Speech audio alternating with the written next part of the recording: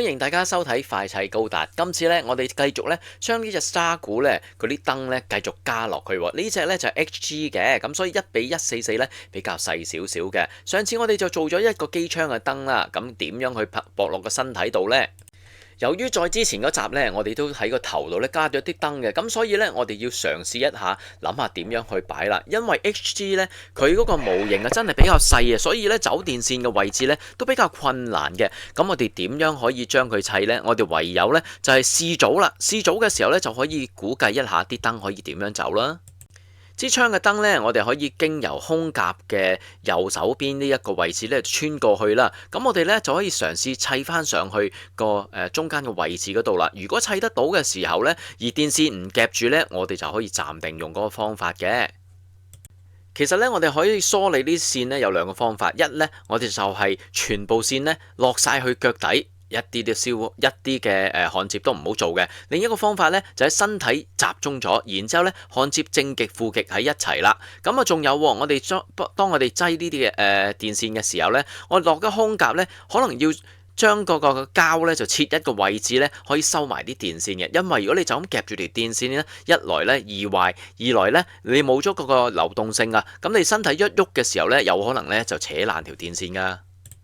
首先呢，呢一件膠呢就係支撐住胸口嘅膠啊，咁我哋呢就需要轉個窿啊，因為呢我哋啲電線呢會喺背脊嗰度穿過嚟噶嘛。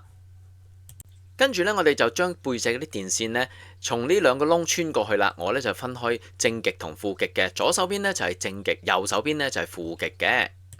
跟住我哋砌埋嘅時候呢，可以一路砌一路收緊啲電線嘅，使到佢唔會有太多鬆嘅多餘喺中間啊。因為呢啲電線如果太多餘太鬆嘅時候呢，有可能會棘住呢啲膠嘅接駁位置嘅噃。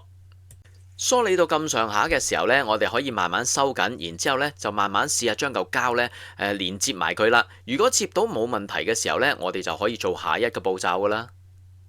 做呢啲電線加燈最緊要呢，就係常常嘅 check 下啲燈着唔着嘅，因為你唔知有咩地方呢突然間斷咗條電線噶嘛。如果慢慢揾呢，就有排揾啦。試下喺呢度開燈睇下着唔着，有一個安心，咁已經係相當之好噶啦。跟住呢，我哋就可以將同樣嘅電線、同樣極嘅電線呢，就剪斷去，然之後呢就駁埋一齊噶啦。長度咧就適宜係差唔多嘅，就千祈唔好留得太長啊！太長嘅時候揾地方收咧都幾困難嘅喺 HG。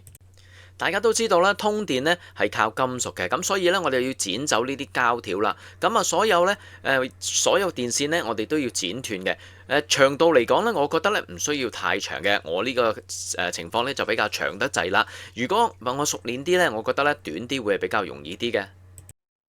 當我哋整好咗嘅時候呢，我哋將所有嘅電線呢，就可以用一個焊接工具呢焊埋晒佢噶啦。所謂焊呢，即係用辣雞啦。用辣雞嘅時候呢，因為好熱嘅，所以一定要小心啲啊。咁啊，但係呢，慢慢去做嘅時候呢，你就會越嚟越純熟噶啦。當兩面就做好嘅時候呢，我哋可以做下一步噶啦。都係嗰樣啊，真係要測試一下 ，make sure 每一步呢都 OK 先得嘅。原本我用嘅方法咧就用腳底通電嘅，就係右腳咧就係正極，左腳咧就負極嘅。咁但係有網友話：喂，做唔到 pose 喎。咁我諗亦都係嘅，所以咧我亦都加多咗一個通電另外一個渠道喎。除咗腳底之外咧，我喺條腰度咧都要做一個位置，利用呢啲咁嘅插頭咧，我哋就可以用呢個插頭形式咧，就將啲正極、負極嘅電咧俾佢噶啦。做法亦都相當之簡單啦，我哋喺條腰嗰度呢，就首先轉兩個窿啊，呢個窿呢，就要足夠大，可以俾頭先個插頭呢插出去嘅噃。跟住我哋將個接駁嘅嘴呢，就由呢個窿度穿出去，咁我哋可以做一個直角嘅呢個嘅鐵呢，我哋可以屈成直角嘅，咁樣樣呢，你就可以喺條腰上面呢，就做呢個另外一個電線嘅連接啦。度好咗長度之後呢，我哋就可以將頭先嗰一束嘅電線呢焊埋去呢個連接器嗰度嘅喎。當兩邊都做好嘅時候呢，我哋就可以將呢兩個插頭呢安裝喺條腰度噶啦。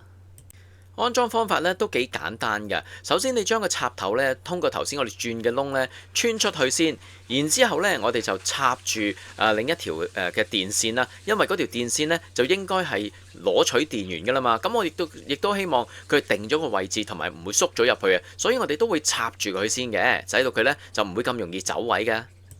跟住呢，我就用熱熔槍嘅膠啦，咁然之後呢，就封死佢啦，順便封埋呢嗰個連接位喎，因為連接位呢，就算係一扯嘅時候呢，都有機會爛噶嘛。如果有啲膠保護住佢呢，就會比較好啲啦。記住出面條電線呢，唔好咁容易掹咗啊，因為呢，佢係幫你固定個位置同埋定死個位嘅，不妨將少少鐵嘅位置呢，通出膠外面喎，咁樣呢，你個位置呢，會更加之穩陣嘅。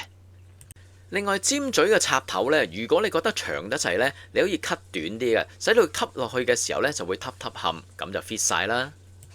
搞掂嘅時候呢，我哋可以試下接駁嘅電源，睇下如果用條腰後面攞電呢，通唔通，着唔着嘅喎。